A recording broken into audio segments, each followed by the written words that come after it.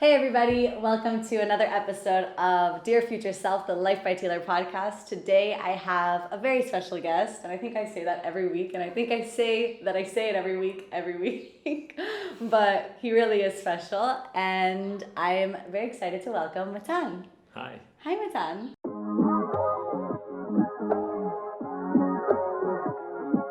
How are you? It's actually funny because I was stalking on Instagram for the last 2 days thinking, I want to, get more information, really get to know Matan, but not only did I feel like you can't really get to know someone on Instagram, Sure. I think you specifically are hard to get to know just through Instagram. Really? Yeah, because I can tell there's like more depth and there's probably a lot to learn about you, and you don't seem like the type that would overshare those things on social media. So It's funny because I hear a lot about the podcast that people say that I really overshare. On the Because podcast. On the podcast. yeah.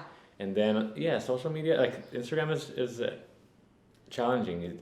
I still am trying to figure it out, what should I do? How should I do it? How much to share, how much not to share, which is actually the last episode of your podcast made me think a lot about why do I share things and what, the whole idea of the expectation thing is mamash manian, what you talked about. So definitely after that, I decided like if I go to the beach in the morning, I don't take my phone with me. Nice. Last night at my brother's wedding, didn't have my phone on me Love just that. to be present. Yes.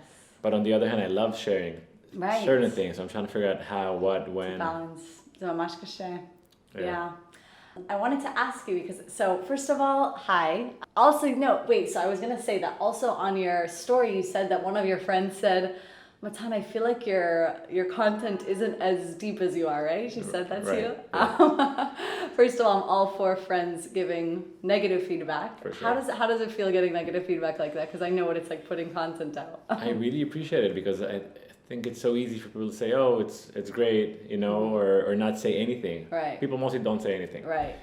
And you want to improve. You want to know what works, what doesn't work. Right. And saying it's great doesn't really give you something to work with. Right. But then negative feedback, the way I see it, if someone gives you feedback, Constructive criticism, like it means they care. Yeah. And also they mean that you can handle it. You know? Right. They're not trying to bring you down. They're Right. like, I know if I tell you that, you might do better. So like, oh, I really appreciate it. yeah, I always say, like, don't insult people by assuming they can't handle the truth. Wow. I love that. I feel like that's like so, people are like, well, I can't tell this person. I feel like that's more insulting than being honest. 100%. I would much rather people tell me I too. can relate to that. Even though it kind of hurts, it still stings a little. It's like, okay, I'll take it. It's Yeah. good to know. No, listen, that was a friend trying to, just bring something to my attention. I get a lot of negative feedback about my podcast or about Oh, really? myself sometimes, yeah. From who? I'll What do share you it. get? No, not from who. Like, what type of people? People could be judging me for what I said, the content I choose to share. Probably or, vegans. I didn't want to say anything, but I got that. I got that once. Someone's like, "So when are you gonna be vegan?" Like in a really condescending way. Like, Yeah. when are you gonna wake up? And I'm Right. like, wow. Like, since when are we like interfering with what people decide to eat? It's Right. so personal. Mamash. Or like when the I there's feel a- that. yeah. I was like, for sure it's the vegans. because I know how difficult it is for people, even me, like trying to understand what Are is you healthy. vegan? Bro, I don't know. I'm like borderline vegan. I do try to eat like less meat because it's just heavy, and I feel like it takes a lot of energy for my body to digest. So like I do enjoy eating fruits and vegetables most of the day. Yeah. But I do eat meat like once or twice a week, just naturally by going out to eat or even being at like a family dinner. I don't restrict myself from anything fully, Yeah, for yeah, sure. I feel like that's what feels best for me. I also like learning from like interviews that I had about relationships with food. I think it's like a very delicate relationship, what a person has with what he eats. For sure. And then all this like talk about what to eat, what not to eat, and like this is bad. I think it's just like not healthy to have that Yes. discussion. It's so personal. Right. Awareness is good. You want to talk about how people are raising animals, great, but like don't shame someone from what they decide. That's such a deep relationship. Like I have so much to say about that, but I want to first give some context. Like, who are you, and why do you care so much about food, and why do you care so much about all of this idea of self-healing and helping people gain the tools and the knowledge to actually help themselves? Good question. If I go back in my 20s, when I was in the military, I was diagnosed with a chronic condition. Ulcerative colitis is like a inflammatory digestive disease. I was young. No, not fun at all. I was young. I had zero clue about like nutrition or wellness or health And growing up, knowing that the doctor is the person to go to and decide what you do with your body and health, I accepted that Right. condition and I just went on with my life, living most of my 20s unhealthy, unhappy, pretty much ashamed of my condition, not sure how to handle this type of lifestyle that prevents me from being what I want to be and having a healthy life. And do you think most people actually, just a question, do you think that the awareness around questioning Western medicine is something that's becoming more obvious for people to be like, my doctor may not know everything? Or do you think not as much as it should? No, definitely not as much as it should. I think we're even, I think if you live in big cities, you might be a little bit more aware than others sometimes. Like there's a more liberal approach towards everything in life. And then, but still, I think we just noticed it like in the year of COVID, is that I think there was a potential for people to care more about their health, but I think all the fear that was around the condition just made people more like, okay, what doctors say, what the government says, what the health system says, and we have to trust that only. And I just don't think that that's the way a person should look at life, by waiting for someone's information or telling us what to do Like actually, there's this guy named Peter Crone. He talked about how you wouldn't treat a virus in a computer the way that we're treating a virus in the human body. And he's like, why not think of how do you reprogram the system? Why not use this as an opportunity to increase awareness on people's personal responsibility to take care of their health through fitness and eating well? Like I'm all for, I'm kind of like in the middle, and I just felt like they needed to use it also as an opportunity to spend money on campaigns to teach people to get up and move and to breathe fresh air and to be in the sun and to eat healthy whole foods. Like it's just such a chaval, it's so sad to me. It is, but I think there's two reasons for that. First of all, what you just mentioned, eating healthy, sun, exposure, working out is free medicine. No one gains money from that, so no one has a motive to recommend that. On the other hand, in a more optimistic approach, the people that are promoting what we're talking about, most of them believe in that, You meet doctors that really think that a virus is extremely, extremely dangerous and no sun or nutrition or whatever would change that. And that's what they believe in, so you can't be mad at the entire system. Yeah, I have really good friends who are studying medicine, and they have the best intentions, and they're going to study to be doctors. And when I talk about these things, I see how unfamiliar it is to them. I'm like, it's nuts. It's crazy. I'm like, how do they not integrate this into their studies? Why is that so taboo to have a doctor understand that health is holistic, or just this idea that the entire healthcare system is divided between mind and body, completely separate from each other, no connection between the two. All of these things, like, when do you think it's going to change? I don't know, like there's always the financial motive, the pharmaceutical industry is one of the largest financial industries in the world, and they, in a way, control medical studies, they control, universities, it's a hand-in-hand system, so it's very hard to challenge that. Yeah. But back to your story, I didn't forget. So you were saying you were in the army. So diagnosed, living a life that I don't really enjoy, not sure how to handle my health, the way I feel, my emotions, being a young person with a health condition, and I left all the responsibility on others. Like, I hope medicine finds a cure for me. I hope my parents find an alternative doctor for me. I hope the supermarket sells better food, or restaurants have, it's just like always like waiting for someone else to take care of yourself. Not even about your health. It's just like a matter of like, are you being taking responsibility over your life?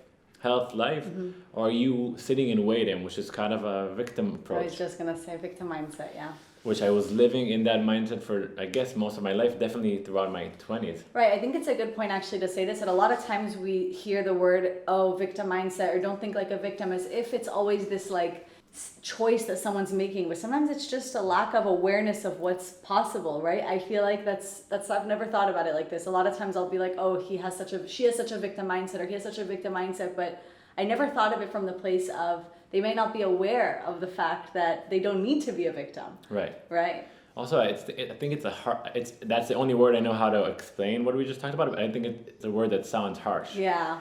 But sitting and waiting for something to happen to you is under a victim mindset, and it doesn't really correlate with how harsh that sounds. Right. But definitely that's how I was living for a long time. And then somewhere along like 27, 28, like my age, I began like getting exposed to different types of content. I was living in New York, Right. and then the wellness industry became more popular on social media and YouTube. I guess like you know how you get targeted. I got targeted with some videos about like ulcerative colitis, but it was like healing stories. Cool. People, I was like, what? Wait, what do you mean? And Cool. then, you know, reading some motivational books and like just also I think like to talk about like you know a lot of celebrities starting to talk about like how they got from nothing to this, from hard work, from this, from that, from reading books, like this. A lot of talk about like self-improvement. Right. That's what I was consuming. Right. And you know, step by step, I was starting to like have these like understanding that maybe I can do something. Wow. I think that is like a moment that anyone who works in the field of healing, right? Anyone who's just a healer in their definition through anything, I feel like that's like one of the moments. It's like their bar mitzvah, you know, or their bat mitzvah, where they kind of realize, wow, I have so much power over my reality. Yeah. I think it's like one of the most amazing realizations you have in life, where you're like, wow, I can make better choices. I'm not helpless. Like I have a lot of power.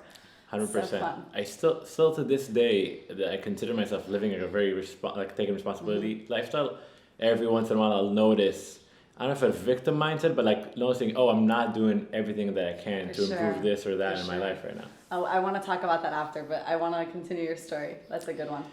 So I don't want to talk too much about healing because I think it's just off topic, but there's like several events that really made me dive into studying like physiology, nutrition, you know, the development of disease or the possibility of healing. And did you self-study or did you go to school? No, I self-studied everything. I had like this mentor in upstate New York that kind of just opened up my mind towards the option of healing. I think, you know, statistics shows that most of the people that live in this world have some kind of a health condition. It could be, you know, a minor headaches or skin condition, and it could be all the way to like depression, whatever. Right.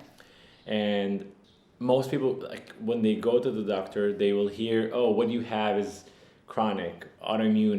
There's nothing to do about Irreversible. it. Exactly. And then you hear that as a human being, and it's like someone just like from an authority figure. Yeah, and it's like someone just puts like a mask over your eyes and telling you, oh, you can't move anymore. And I think it's unfair, and I think it really brings the human spirit down. Yeah.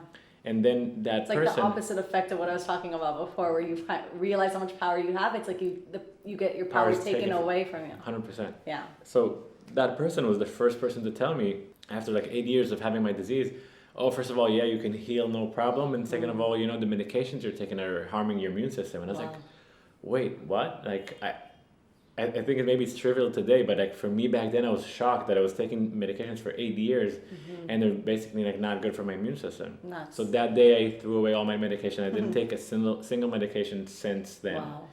5-6 years, not a pill. I had everything. I had like, you know, flu, headaches, eye inflammation, nothing. Everything I've done, I was able to treat like with natural stuff. Yeah. Wow.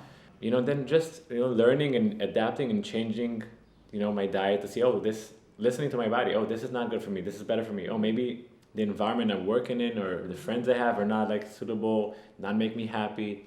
I make all these small mindset. So you did incorporate also like mind and spirit. A lot of mind. And, meditation, working out. I think what like the latest realization I had about like that entire journey, because I wrote a book on that, on healing, and I gave a lot of credit to nutrition and the lifestyle choices. In retrospective, I realized just recently that all these choices that I've made are choices of self-care. Yeah. And every time you do something for yourself, it brings you up. Right. Your self-esteem, you know, hormones in your body. There's like an energy shift, and I think that is a big part of like healing as well. So it's like, for example, give me some examples of some changes you made that you feel, you know, do that for you. I think today. I think cooking is an amazing tool that's like much more than like eating. It's just like you connect with nature. You create something. I wake up in the morning, and if I cut some vegetables instead of like being on my phone, I get like more creativity. I'll feel, my body will feel, am I hungry? Am I not hungry? What am I deciding to put inside myself? You get better and better with time. And I think that can happen with doing yoga, with working out, when you notice improvement, it kind of brings you up and brings your self-esteem. And I think all of that has to do with healing, you know? For sure. Healing doesn't have to be from a disease. It could be from healing yourself, you know? Yeah, the cooking for yourself thing. I actually want to stop on there for a second because you, first of all, I know that you're passionate about people making their own food, knowing what they're putting in their food. Like, I hear so many people say, well, I'm gonna make myself a meal. What I'm gonna like make an effort right now to make this whole meal. Like, and I have a lot of clients that say, I just don't have motivation to like make my own food. And I also used to be like that. If I didn't have a boyfriend to make a meal for and I eat what I made for him, or if I wasn't cooking for my little brother or for a friend, I didn't want to make my own food. And I started recently to treat it as like one of the best and highest like acts of self-love is making myself a meal that also looks aesthetically pleasing and like putting love into it like I would for a partner or a friend. And why do you think cooking for yourself is so important and like connecting to that process? If you just go to the beginning, like realizing a lot about nutrition, you know, it could be the quality of the products, oils, spices, you know, what's in your meal. And then you realize that there's like anything else, there's a financial motive in everything. So if you go to a restaurant, the restaurant has a financial motive to have the lowest quality, right? Kind of The most cost efficient. Exactly. And then cost efficient for some things that the chef might not even be aware of, that no, maybe vegetable oil is cheaper than olive oil and it tastes the same. Right. Why not? But then that oil has as it's so chemically industriative and inflammatory, and you know, and it kind of can damage your health. I don't want that in my body. So I can't tell that chef to cook with me with olive oil if I order, you know, from whatever. Even a healthy meal. Yeah, so I'm Healthy. like, okay, I want to choose what's in my food. And then also if you eat outside and there's like 7, 10, 12 different ingredients in your meal, you don't know what's good for you or not good for you. Right. You might go have a burger and say, you know what, meat is bad for me, and it's bad for you because of the mayo or the bread, bun right. or the fries, and you're so confused. So I think I don't even look at it as cooking. I look at it as prepping food. I just take really high quality ingredients, and I usually just put them in the oven or whatever, and just bring them to life. It's not even about like. It takes me so little. So little, yeah. So little. It's I also like, realized. I don't make like a chef meal that takes me 3 hours. I'm like, okay, 10 minutes to make, 10 minutes to eat, and yeah. I think actually another good point is I have coaching clients who tell me, I really don't understand what the disadvantages of ordering Wolt. I don't get it. I don't understand. It's fast. It's not that expensive for me when I look at my otzot because I only order like once a day. It's fast, it's easy, I don't have to buy groceries, make groceries, this and that. And how do you explain what, you know, you kind of did already, but what is the reason why you wouldn't order food on Wolt on a daily basis or on a weekly basis? No, for sure. Listen, I realized recently that I also have the same mindset I have about health and food, I also have about like finances and money. I'm like, okay, I can make life easier and then spend money eating out, maybe harming my health, maybe like not putting much effort about like self-care. But then I also spend money that I can theoretically save. Right. Maybe I'll buy a house with it. Maybe I'll go on an amazing vacation at the end of the year, and maybe I'll invest it in the stock market. Right. And then these temptations of like ordering Wolt, they transcend into me having a better life later on. Right. So that's something that I've been thinking about a lot recently, and I've been aiming to create in the podcast some episodes about money, about like finances, because I have people telling me I spend like 10,000 shekels a month on eating out, and I'm like, that's like in 10 years, that's like 1,000,000 shekels. That's insane. That's nuts. It's a lot of money, and just people just like live, and they're like, oh yeah, but I enjoy that. I get it, but like it's all about like what's short-term gratification versus the long-term benefits. And that's with everything, right? Like you can just eat garbage and pay the price later also. But I eat crap, but I feel good now. Yeah. Yeah, everything is, but like I look at it long-term, and I think that puts me in a place. If I look 5 years back since I began cooking and eating healthy, I saved a lot of money as well, and that makes you feel good, because I think I really believe, even though like spirit and like connecting to yourself and everything, I think money plays a really big game in our life. Money is energy. Yeah. Money is energy. I read this book that said to me, if I give you $100 bill because you found it on the street, or your grandma gave it to you as a present, or you worked your ass off for it, you would treat that $100 bill differently in all three scenarios. but it's still just the same $100 bill, and it's the story you have around it and the association you have to it and what you were taught about money growing up. And a lot of people associate money with a lot of negative things, with stress, with fear, with problems, with family problems. Yeah. And that's something that I recently, wow, it like opened my mind to this whole world of, wow, I really have this negative connotation. Money's bad. You can't be a good person and want to be rich, right? All of those things, these limiting beliefs that when you work through them, you realize, wow, good people need money to do good in the world. It's power. It's amazing. It's not something we should look down on, but the word money is very triggering for most people. Yeah, first of all, money is freedom. Yeah. Like, I For started to make money, not like a lot of them, but compared to myself, and like maybe when I was 28, when I started to make that change, I started to make money, and I realized that, wow, I have freedom to travel, to create, to be myself, to explore life. I'm not like, Sure. I'm not like bound to like having to work from day to night. I grew up in to a father that only cares, like really cares about money. Same.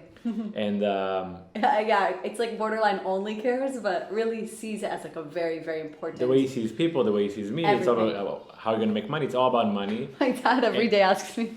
So I'm like, Abba, I did an amazing podcast episode. Abba, my Yeah, it's always. It's always the next question. So I think that I was raised in a way that I looked at money in a negative Same. connotation, and that changed. And not that I say that I understand him now, but like I think there's a way to talk about it and a way to look at it. But I think it's and I think if you have it, it reduces stress. It makes For you sure. I was talking a couple months ago with this woman who had like a chronic illness. I can't remember which one. We talked and she wanted some advice, and she was telling me that she was going to this like retreat for like weeks, and when she was on that retreat, she had like the best feeling. She was almost healthy. And I'm like, so what is preventing you now in day-to-day life? And she's like, money. I'm always stressed about money. Wow. And if you think about yourself being grown up, having kids, a mortgage, if for a second, you remember when like the financial crisis in 2009, like people jumping out of buildings. There's so much responsibility if you take all these like commitments. Right. So it can be really scary. For sure. I think a lot of choices that I make in life, if I think about like family or kids, I'm like, I'm not doing those before I know I can support that and enjoy it, and not living out of like fear and stress. Yeah, exactly. That's a big one. I want to circle back to what we were talking about before, because I'm actually really interested to hear this. As someone who's committed to personal growth and personal development and self-healing, and there's always more to learn, there's always more to do, there's always something you could do better, right? And that's something that I struggle with sometimes. I'm like, I know so much that will help me, but I don't do all of it every day, all the time. And sometimes you do feel this, I don't know if it goes back to the victim mindset, but this feeling of like, okay, one day I'll do all of these things. Like, I don't know, how am I gonna do everything that I know will help me? Do you ever feel pressure to implement like all the things that you know will make you feel better and do better in life and improve your health, for example, or mental health? You learn so much. Yeah, I think I choose the things that I could handle. At the end of the day, I work. I have like my desires. I try to enjoy life. So there will days that I'll cut back. And today, for example, doesn't happen a lot. I didn't have time to do meditation. That's fine. I think it's hard to do everything, because then you make that into work and into stress. Right, exactly. I don't know. I think it'd be easier for me to answer if you maybe share about like what you're talking about, like what do you think you would want to do and it's hard for you. Okay, it's not that I want to do and it's hard for me, but it's like there's so many habits I want to build, and like I focus on certain ones at a certain time, and then I want to do these ones, and I don't know if maybe it's because I am this person that's very like, oh, I want to do this and that and this and that, and very ADD, but it's hard for me to. It's almost like the more I learn, it does add stress to my life almost. I'm like, oh my God, another thing. Okay. Can you give an example? Like I listened to her podcast, right? And now she talked about how you should share 80% less than what you share and I'm going to share because it really helped me, that there's this idea that you'll never enjoy sharing based on that, like you have this expectation that people will respond to it, and it's never as enjoyable as you expect it to be. And she said in the best case scenario you break even. And it made me think a lot, and now it's like, okay, now I want to start doing that. So I want to start working on sharing, right? Sharing less and not posting things And then, but at the same time, I also want to focus on being more mindful and meditating. And I also want to journal, and I also want to eat healthier. And it's like, it feels like we get too much information, like do this, do that, do this will help you, drink this, eat this. So sometimes it just feels like, okay, what do I focus on? Where do I start? Like what? I think for me, I chose the ones that are like, I know I need them, you know? Like for me, if I don't work out, my body really doesn't feel good. Like it's not that I'm like so determined to work out. I'm like, if I don't work out, I feel like crap. Right. So I have to do that, you know? If I don't meditate in the morning, I'm like almost still asleep. So I can't afford that. Yeah. But then, you know, you have to do it enough to know what the effect of not doing it is. I guess, true. You know what I'm saying? I think, you know, you live with something and it's like, oh, I can't do this anymore. I can't have like this like neck stiffness, whatever. Right. So I'm going to work out. It helps. Okay. So I'm going to stay with that. Right. But I'm not like looking for like, I don't like do, superfood juices, or I'm not like looking for anything. I'm just like doing like the most, I think it should be simple and basic. Like for me, it's like working out, sun exposure, you know, and like doing something you're passionate about. And for me, I don't know, eating is not like part of that equation, because I just eat real food and that's it, because that's what I know how to do. That's the thing that works for me, and I don't, there's no like anywhere else to go with that, you know, that's just part of my life. Yeah. So I think it should be simple. Yeah, I think now that I'm saying it out loud, it's almost like you don't have to be looking for solutions to problems you don't have, right? I think that's what I heard from you. It's like, don't look for solutions to problems you don't have. And just because someone offers an amazing thing that helped them and that it works doesn't mean that you need to try it if you don't feel the need to. Yeah. It's okay to just be like, interesting, that's great. But also, sometimes the things that you tell yourself that are healthy are not good for you. It could be with nutrition. Some people are just like so believe like, okay, I really, you know, I'm eating really healthy. I'm eating a kale salad every day with like nuts and this and that, and they might feel like crap afterwards. But they tell themselves, you know, for me, I really enjoy doing yoga by myself at the beach in the morning for like 10 minutes. Right. That's my yoga. Yeah. If I go to a class for an hour, it doesn't feel good for me. Same. And I think for a while I kept going because, oh, it's yoga, it's good. I'm supposed to like it. It's supposed to be good. But yeah, maybe that 10 minutes a day, that's good for me in that field of yoga. And something else, I'll do another, you know? Right. There's other things that you can be more advanced at that other people can't do for as long, right? Yeah. Like you surf, you do other things. Always like paying attention to what really works for you. I think I'm trying to transition now to, instead of seeing working out as working out, I'm looking at it like playtime. Like sapping and like dancing and like doing things that are active but enjoyable, as in like I call it now playtime. Like go outside and play. Go like hang on bars and at the beach and go like do things that are fun. You don't have to see it as this task of like go lift weights, suffer the whole time, hate it. Like you're supposed to, and you deserve to enjoy taking care of yourself. I think in general, like people forget that. I think as adults, we're kind of learning to have a serious life. Right. And like playing is like something that you're like almost ashamed to say. Right. But like you should play, you should have fun. Right. I think if someone might have fun lifting weights, and I get that from like surfing, and I actually recently started lifting weights, and I really, really enjoy that as well. But I think it should be fun. Everything should be fun. Right, it should. Almost everything. Yeah, things that you don't have to do, right? But then what do you have to do? That's a question too. I recently am starting to teach people the freedom that they have that they don't recognize. And even if you feel like you have to go to work, going to work from a place, if I have the freedom to leave if I want, I'm choosing to go to work, oof, like the peace that brings you. Going to work feeling like you have to go to work, not wanting to go to work, that conflict that you carry inside of yourself is painful, and you let it out on other people. And I feel like freedom is something that is so underrated. People don't realize how free they are. They think, oh, I have to do this, I should do this. When we think of the word consumption, right, a lot of people will focus on what they eat. But I know that consuming things, you know, I think we don't realize how much we're consuming that could also be toxic and unhealthy for us, like the things we watch on TV, the things that we follow on social media.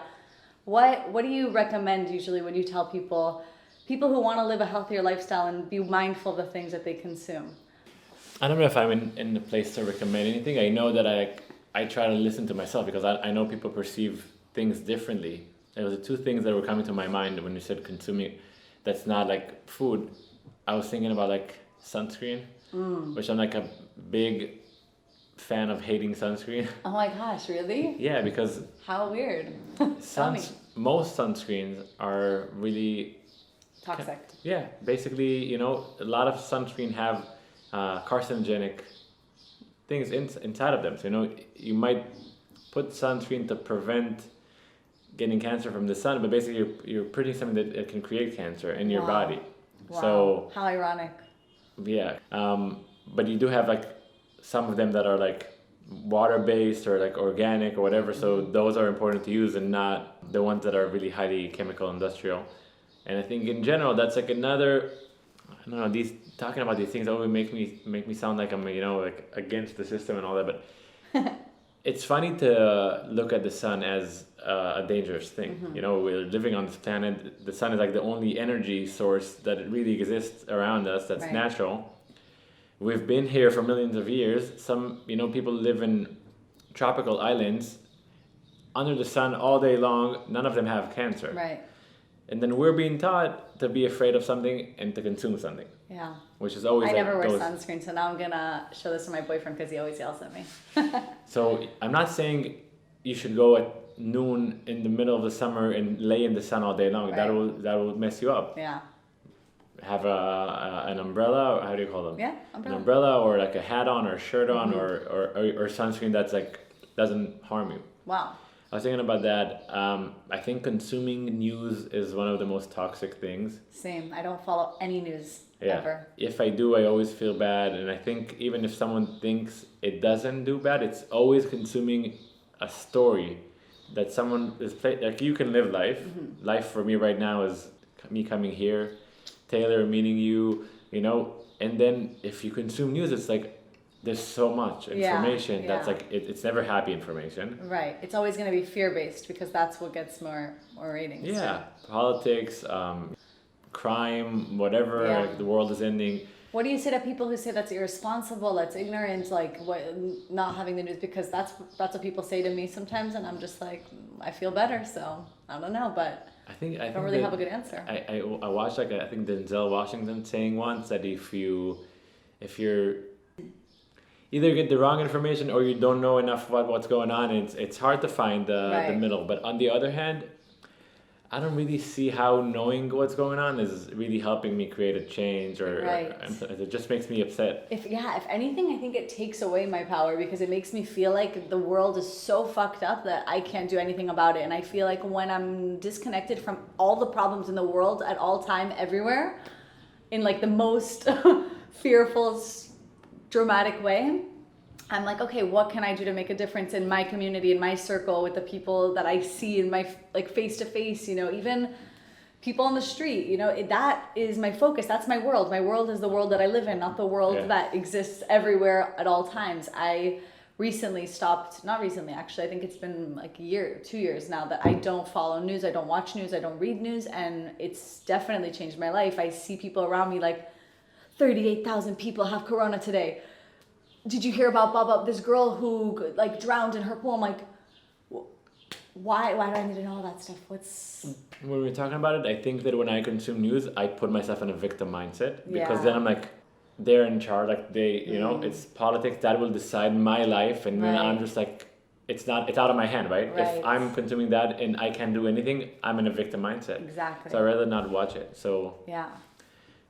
I can add to the sunscreen also like perfumes that are could be really hormone disruptors. Wow. Yeah, everything that's called perfume is basically shit. What do you do then? How do you smell good? Soap. Yeah, definitely soap. Oh, legend. But that's like hormone disruptors can come from sunscreen, from perfumes, from some types of makeup, or also like different types of like soap or cleaning soap, dish soaps, or all that. Like it's good to be aware of. Crazy. I've always been very hesitant to get into the world of like natural cleaning products, natural cosmetics, and natural this because I'm like, wow, I'm American, we're it's like endless. It's endless, and it's like where no, so maybe natural deodorant, natural perfume, natural sunscreen, natural. Listen, what goes in your skin is important. What goes in your skin is important, but if you want to still, it's hard to it's hard to clean without bleach. Right. So use gloves. I don't know. Right. Try not to smell too much. Don't use hot water that brings perfume of bleach to your face. But no. it's a matter of deciding what you can and can't. I know it takes time to adapt, and I don't do all of these things. But, Right. And for me, the third group is which is kind of like with news, but it's social media, which I'm really sensitive about that. Yeah. I Tell me. more and more I notice that the more information I get about people, it's just more information in my head that I don't need, and it doesn't even have to be bad. Like I think people follow a lot of people usually, you know. I just realized recently that every person I follow, if I like them, even if I like all of them, I get information that I don't need that day. You know what I mean? Oh, so now someone did this today, or they're doing this, and it's just a distraction. Yeah. And I think people are. I have some friends that I first circle, closest friends, family that I don't follow on Instagram. It's not. It doesn't mean I don't love them. Right. You know. Right. Our friendship is based on the fact that we're there for each other when need, not if. But what do you do about the fact that it's like becomes there's social norms around Instagram activity, social media, where someone can be upset and carry this feeling of, oh, he doesn't like me, he doesn't follow me. Yeah, but you cannot take control of other people's feelings. For sure. 100%. But no, how do you control the fact that there is a part of you that says, you know, I know that I might be, you know, I guess you're right. You have to just... I find myself, I could date a girl, meet a girl, date her, not follow her on Instagram, not follow her back. I want the information I consume about her to come from her. If she wants to send me a pic, send me a pic. If you want to tell me something, I don't need to know what you did today. I don't think that helps our relationship as well. That.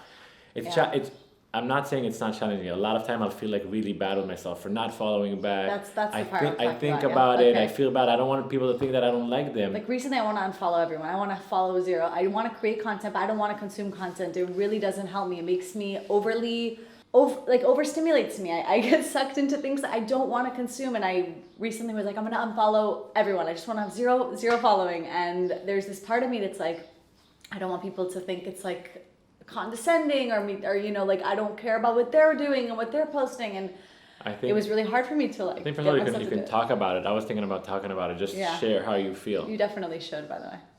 Yeah. But I don't know. It's I live with that sometimes. But like I feel bad. I don't want people to think that I don't like them. Yeah. But you know, maybe it's about communicating it. But I was reading a book. It's actually a really good book based on an Instagram page called Finding Awareness. Good one to follow, actually. It's like very wholesome. It makes you feel good. And in this book, he talks about where we learned or why we compare ourselves to other people. And as kids, we compare ourselves to other people to understand who we are. That's our way to really understand who am I, what do I like, what do I not like in comparison to this person and my parents and my friends. And that is the reason why I feel like I need to unfollow people on social media, because I really see how it changes the way I perceive myself. I compare what I'm doing to this person's podcast and my content to this person's content, and naturally, not trying to, but it's just naturally, that's my way of like perceiving myself. It changes my whole identity when I see myself through the lens of in comparison to Matan, in comparison to whatever. And I would love to see who I become without that constant comparison between what I'm creating and what other people like me are creating, or, you know, people who I think are, it's not competition in any way, but like in the same tone, right? So it's really hard. It really changes how you see yourself. And I need to unfollow people. There's a saying, comparison is the thief of joy. Yeah. I constantly feel that, and I try, not something that I made up, but something that I've learned is just to compare myself to myself. I think if you monitor your successes, you know, when I started the podcast, I had like 100 listeners, and then if you notice the next month, then now you have 200, that's what you should focus on, and on the fact that Taylor now has 2,000, but because we're not in the same, there's no race, we're not in competition, it doesn't matter. Yeah. And then like comparing yourself to yourself, and about like unfollowing, I think. By the way, really cool that you were #1 podcast in personal development. I was happy that I sent that to you. I was like, yes, I showed this to him first. I appreciate that. Okay. I was thinking that I just want to share that when people unfollow me, it still feels.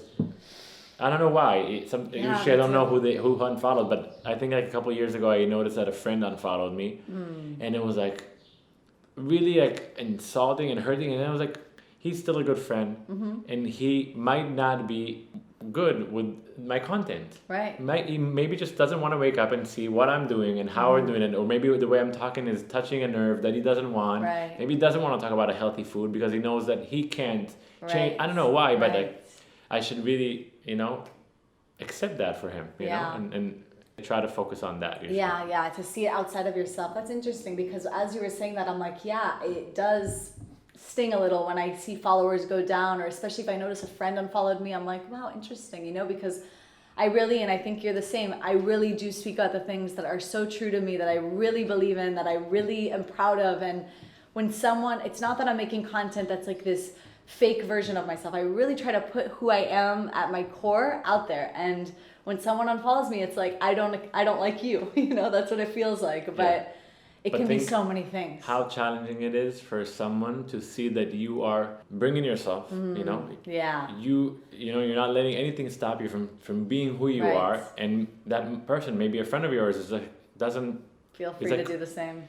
Yeah, and he's like, oh, it just hurts to get a reminder that you're doing, and I'm not. And I think there were times in my life that I wanted to do, and seeing like vloggers or YouTubers creating, and it's like, every day it's like, wait, I could do that, and I'm not doing it, and like and I see their life getting better and better and better, and I'm just like, and it's hard. So then it doesn't matter if it's a good friend of yours or a random person, just it's a reflection of what you're not doing right now. Yeah, it's like that's so interesting, because that's what I feel sometimes. I'm like, wow, I could show so much of myself, but sometimes I'm afraid of inflicting that response on people. Sometimes I don't want to be too in their face. I don't want to push them too far out of their own comfort zone consuming what I put. And I don't know if that's a good choice. I think that we shouldn't hold back, like you said, to adapt to other people's reactions. That's not our responsibility. And being the fullest expression of yourself might give one person permission to do the same, and that might be the reason why you needed to do it, right? So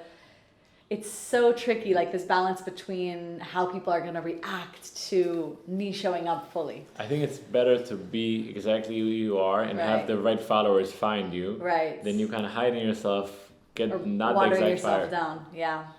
Okay. Just last night I was talking to a friend, and we were talking about this Israeli guy that became really popular in the self-development world.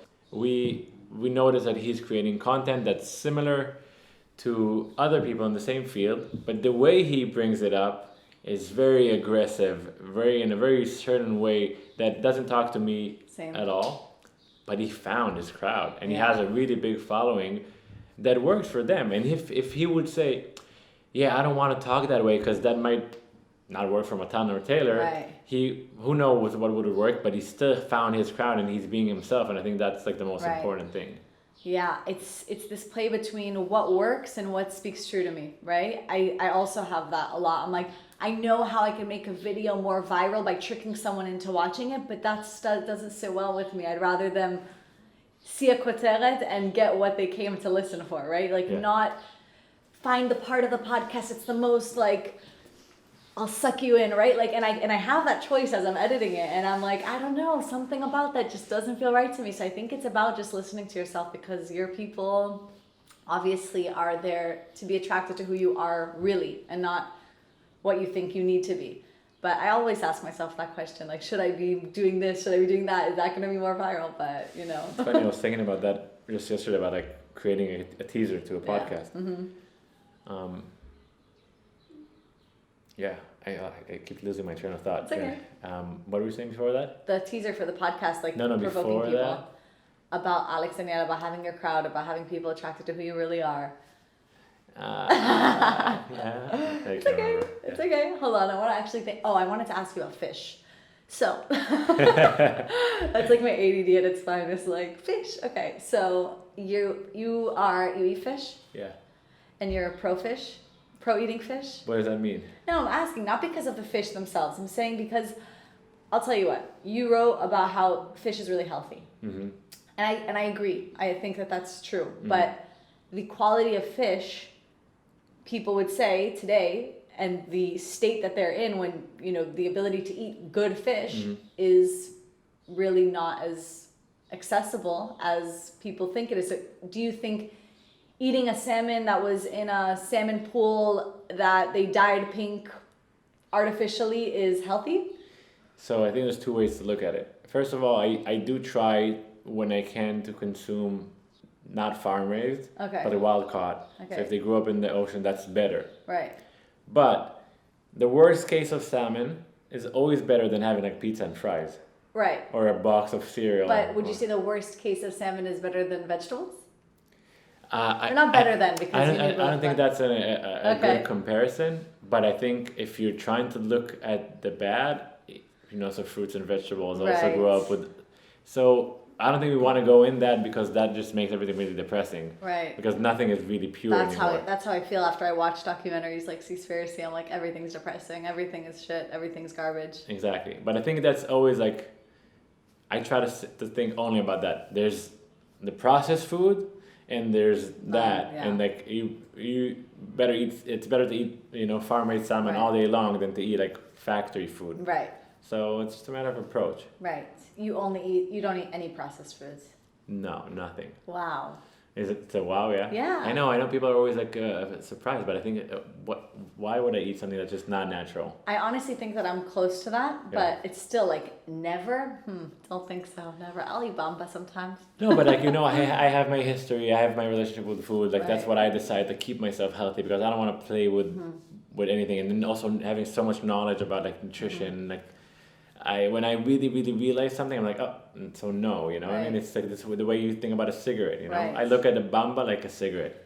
Interesting. It has different package. It tastes sweet. It doesn't make anybody cough or disgusted. But for me, it's the same. Wow. And I think there's such a large variety of like so many delicious foods out there. You know what I Yeah. mean? Like you have meat and fish and vegetables and legumes and in beans and. You're the person I talked about in my last podcast. I talked about the mindset around food and how like our mind is just a pain pleasure machine. If it associates something with pain, then it will avoid it. If it associates it with pleasure, it'll be gravitated towards it. And the idea of seeing a pizza for what it really is should cause pain, because it's actually gross. And I talked about how people who live a really healthy lifestyle for a long time, they don't need to make an effort to stop themselves from eating processed foods or toxic food, because they see it as something that causes pain. Right. Yeah, you're the person that I was talking about. Amazing.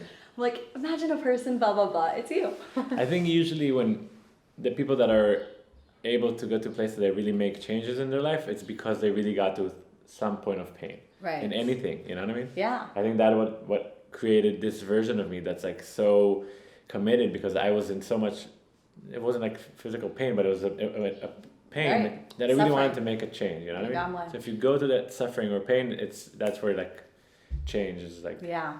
I actually read something recently that said suffering is just a sign that you are not in alignment with your truth, or like in your most pure place, right? And I think that that's with everything, with food, with your mental state. If you're suffering, that there just means like, okay, you need to recalibrate. You need to just pause and do a circle around and say, okay, where do I not feel like I'm really in alignment with myself? Which brings me to my next question about, if you feel comfortable sharing. You said in the beginning that there's still areas of your life that you feel like you do have a victim mindset in, or places of your life that you do feel like you can make more of an effort. Where do you think that you can do more? So just, I can give a few examples, but like maybe a week or two ago, I saw a friend. She's a really successful like video director. They're like a team, and they were talking about, I don't remember what came up first, but I think I was saying that I was trying to get like a sponsor to the podcast. And she was talking about like, so every time they want to create a project, they make it happen by just addressing a lot of clients, they bring up an idea, they write a plan down, and like, okay, this is what we want to do. And they work to get that. And I think I was just like kind of sitting and waiting for that to happen. Maybe to me, maybe someone would call me, maybe I'll just try one person. Yeah. But at the end of the day, if I want that to happen, I need to, contact a lot of people and make an effort, maybe make a presentation. I don't know what. Right. So I was like in a place of like sitting and waiting, which is like the Yeah. victim mindset. I don't know about like victim mindset all the time, but I think what I focus a lot in the last few months is like learning how to control your emotions. I think that sounds really wide, but I think it's either you, if you let your emotions control you in a way that interferes with the way you're living, then that's the problem. And I think that is something they try to pay attention to a lot. Yeah, Explain that a little more for a second. What that means, like letting your emotions control you in a way that interferes with your life. So basically, when I say talk about like controlling your emotion, it doesn't mean you're a robot. You know, Right, it's not like I'm happy all day long. Yeah. But let's say you wake up in the morning and you have a fight with your boyfriend. He said, you know what, Taylor, you're annoying, and you're like, what? I don't believe it. And then like your entire day is ruined, and you're upset all day, and you don't work, and you don't create your podcast, and you don't eat well.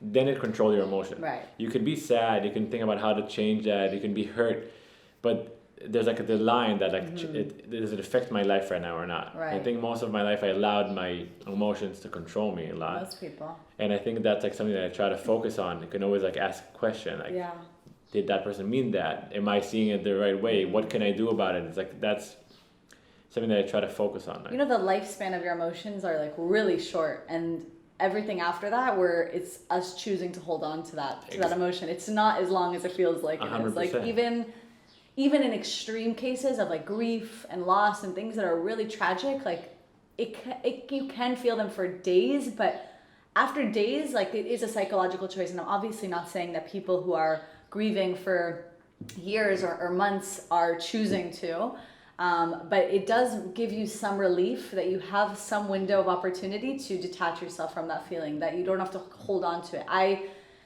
learned this because I've had in the past, obviously, really hard times letting go of emotions, right? I get angry and I'd hold on to it, but you realize like, wait, I'm actually not angry anymore, but some part of me feels like I have to stay angry. I have to stay angry. When you have that like debate with yourself, or you're like recreating not a discussion, like a fight. Right. So you had a fight with your boyfriend, and you're like in the car on the way to work, and I could have said that, but he said that, and then it's like you're choosing to do that to yourself right now. Right. I think that's like a field that's like really interesting, and when I look back at my life, a lot of time I was letting my emotions control you.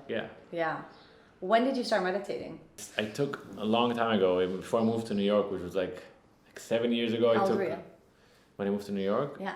The last time, which I was there for like 5 years, it was when I was 27 maybe. Oh, my age. So a couple of weeks before, a friend of mine said like, I want to do a meditation class, you want to come with me? And like, okay, so we went to this transcendental thing, and I took the class, and it's been in my life since, but definitely not like every day. There was like months that I didn't do it. I think in the last year I try to have it like in my life. Wow. Yeah, but it's a challenge every day. What's a tip for someone who wants to meditate consistently? What do you think has helped you be more disciplined with it?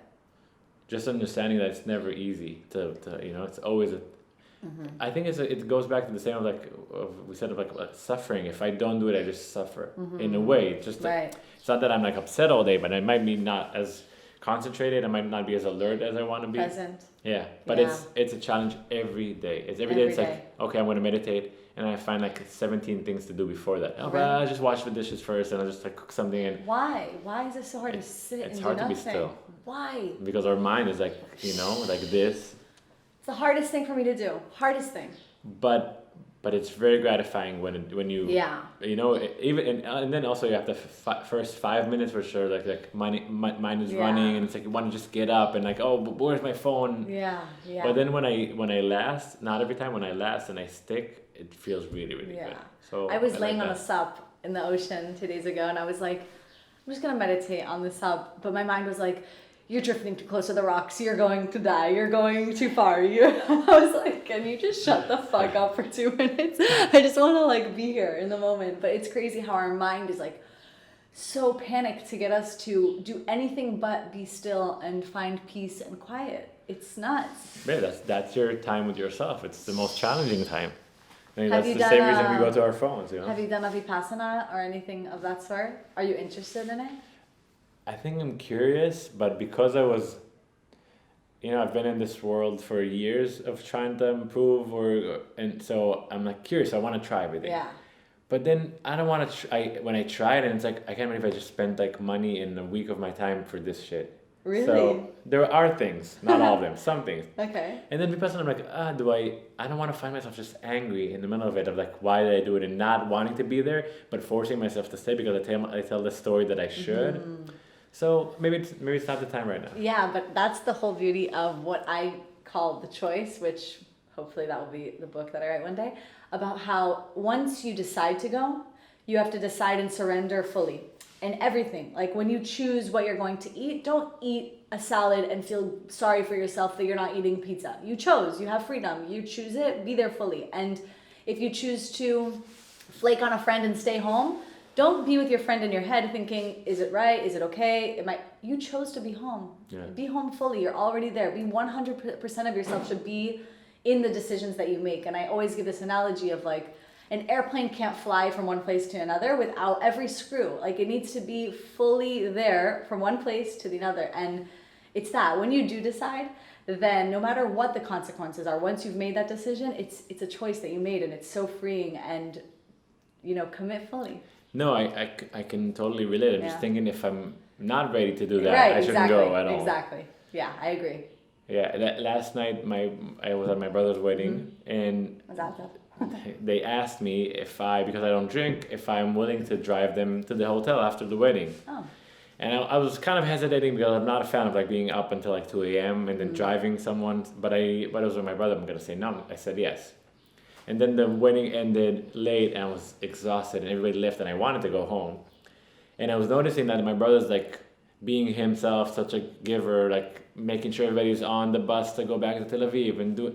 And I was like, you chose this, be nice, just let it be, it's his wedding. And then I'm like, Dean, come on, let's go. And he's like, it's my fucking wedding. Can you just like be nice for like 5 minutes?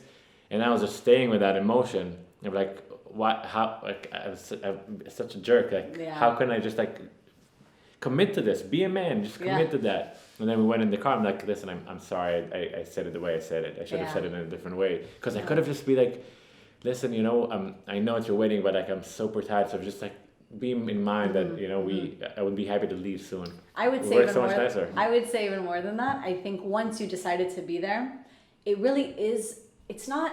I decided to do this under certain circumstances or under hoping that it will be like this. I decided to do this with everything that comes with it. Everything that comes with it. Like even if you wanted to be there till 5 a.m., you chose. No, I know. And what I'm saying is very hard, right? But I love it. It's this idea of really being aware of how many choices we make in a day. And so many people, you notice, and with my clients especially, I notice, and in myself, it's not wanting to make a choice that makes us most frustrated. Like, it's waiting for someone to make the choice for us, like, or life, right? Like, I don't know if I should do this, I don't know if I should do this. I'll just sit in anguish all the time and pissed and dissatisfaction. But someone just told me this week that not making a choice is a choice. Yeah, it is a choice. Thanks, guys, for listening to another episode of Dear Future Self. And thank you, Matan. You're awesome. If any of you if any of you speak and understand Hebrew fluently, I listen to Matan's podcast. It's seriously one of the best podcasts I've listened to. English, Hebrew, doesn't matter. It's really amazing. And also for new Hebrew speakers, it's actually not too hard to understand. So I highly recommend it, and I will link it in the caption. Bye, guys.